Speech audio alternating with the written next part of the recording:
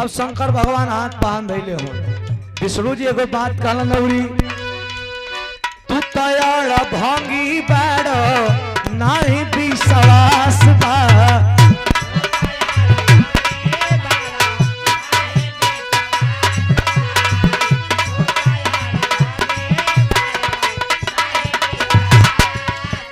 अरे कटवा से आवत नहीं फुलवा कबास बा।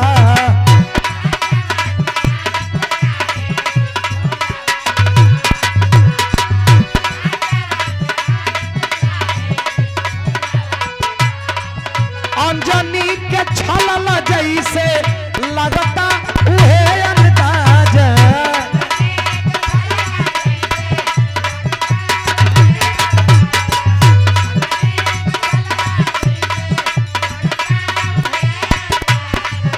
अंजनी के छलल जैसे लगता उहे अंदाजा।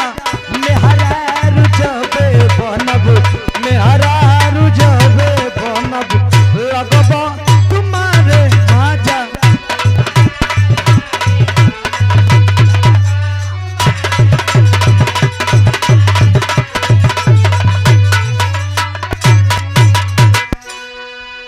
आदरणीय श्री लल्लन यादव बाबूजी की तरफ से पुरस्कार संदार 50 रुपया कोट कोट प्रणाम और वह दौरत बोझली बहुत बहुत धन्यवाद। आदरणीय हमारे बड़े गार्जियन अभिभावक जी श्री तेज नारायण सिंह यादव जी पूज्य गार्जीवन जी की तरफ से शानदार 100 रुपया पुरस्कार आयल बाप के श्री चरणों में कोट कोट प्रणाम। सब बहन के था उचित प्रणाम। ये बात कहले कि तोहरा पर भरोसा हमरा नहीं खे, तू कुछ ऊंच नीच कर देव तब। शंकर भगवान कहला कि हम जानत हैं कि तू विष्णु जी हुआ आ तो हम जानत हो कि हम शंकर जी हो। तू मेहरारू बनत हो कि हम टच ना करब, हमार गारंटी बवादा बा। जब इतनी बात कहलन शंकर भगवान असरा धरावत हो। काय असरा धरावत हलन बिरहा में टेरी के भाव मास्टर। अरे मोरे राम माना,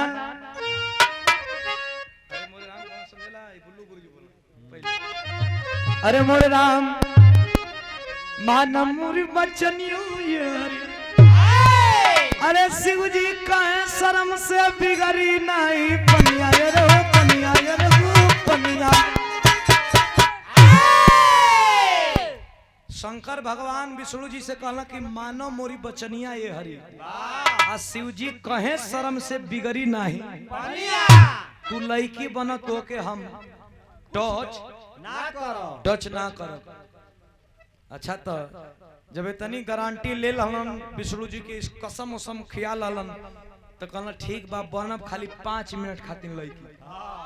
विजय भैया 5 मिनट खातिर विष्णु जी राजी हो गए कि हम लड़की बनब। शंकर भगवान कहला कि हम कसम खातनी कि कुछ तो के करब ओरब नहीं। अच्छा तो जब विष्णु जी लड़की बने खातिर तैयार भइलन आ लड़की बन गइलन तो शंकर भगवान एक टक्के ताकत ए भैया विष्णु तू ही हो का। कहना भैया अब तू देख लाला ना अब विष्णु बनी। कहना अरे मते तनकी देख लेवे दा। जब बनी गईला तो हम जानत हैं कि तू विष्णु हुआ लक्ष्मी को मरद। विष्णु जी के कर मरद रहला। अच्छा लक्ष्मी जी के तो हम लोग यार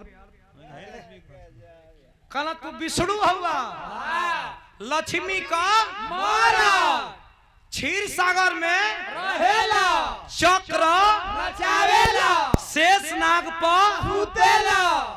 कहना जब ये तना जानत हुआ तो 1 मिनट औरी हम बनल बनी देख ला। कहना देखे का मतलब कि जब लड़की बनी गई वाला तो तुहार अंगुरिया छू लेही। कहला कि कसम दे कहले रहा कि तोके छुअब नहीं। कहला ए मर दे हम जानत हई कि तू लक्ष्मी का मरद हवा, शेष नाग पर सोतेला, क्षीर सागर में रहेला, चक्र के नचावेला। कहला जब इतना जानत हो तो अंगुरी छूला भाई। जब अंगुरिया छूला कहला ये भगवान बड़ा मुलायम अंगुरी लागत था।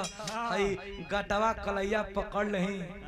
कहला देखा तू कले रहा कि कसम खैले रहा कि तोके कुछ करन में। कहला हम जाना थे कि तू लक्ष्मी को मरद हो शेष नाग पर सुतेला कला रह फिर हम कुल जाना थे का कहब गट्टा छूला जब गटवा छूला ना तो छुआ छोत हई पंखुरवा और कहला कि बड़ा मुलायम लागता हो ऊंच का लो कहला कि पंखुरवा छूले ही कहला ये भैया तू तो कसम खइले रहा कि कुछो नहीं छे कहला कि हम जाना थे कि तू लक्ष्मी का रुका रुका भैया छूला लेकिन अब कह अच्छा तो छोला के बाद कहला कि तू पहले ले दोबारा आ गइल हां अरे भैया ई माए खहो ऊंच खाल को लौकत का माए ख प्रभुजी हाँ।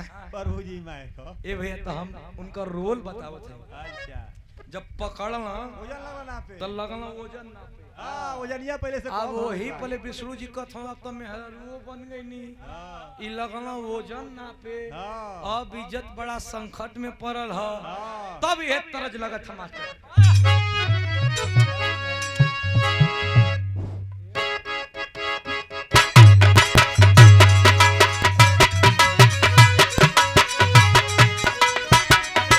ई बड़ा वायरल तरज है अगर जेकरा घरे रजाई नहीं खे मेहरारू दिया गर्मी में ये ठंडा में ये गर्मी में ना ठंडा में ये गर्मी में तो परेशानी है बा